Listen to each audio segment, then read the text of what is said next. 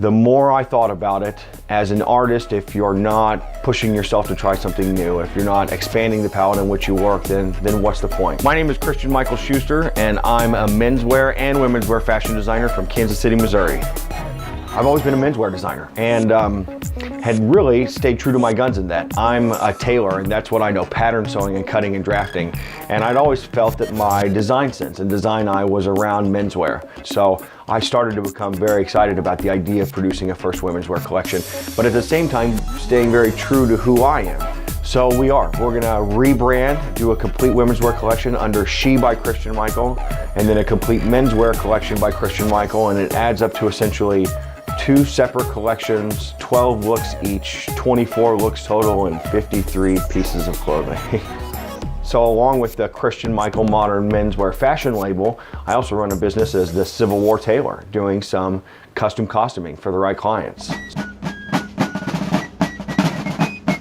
Civilian men's Civil War era, and it's really about class from an economic standpoint. So this is gonna be like a middle income to upper income, which is really based on the frock coat and the length of the frock coat. So it's all natural material with the wool, but because it's a single-breasted frock coat, they like to pair print on solids and match colors and prints together very well. I started going out as a boy and spending weekends with reenactors and learned that it was so much more than just a living history site. It was an opportunity to learn from all these gentlemen, because all of them are all amateur historians in their own individual right. It's to the point now as a reenactor where I really truly enjoy going to an event, grabbing my gear and getting dressed, leaving my car on a Friday, turning my phone off and detaching from the world, not coming back until Sunday, and living on the ground. It's not really about sides for me, it's more about the history, you know?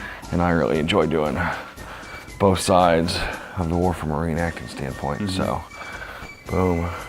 And then these are my real scales. Wow. You look like Grant almost. You really do, especially with that beard, that's great.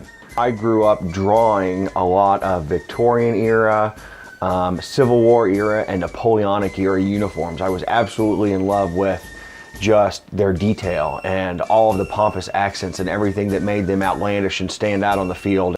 This is my Confederate staff officer's military uniform. It's a double-breasted officer's frock coat featuring sleeve braid, custom buttons, and shoulder collar ranking.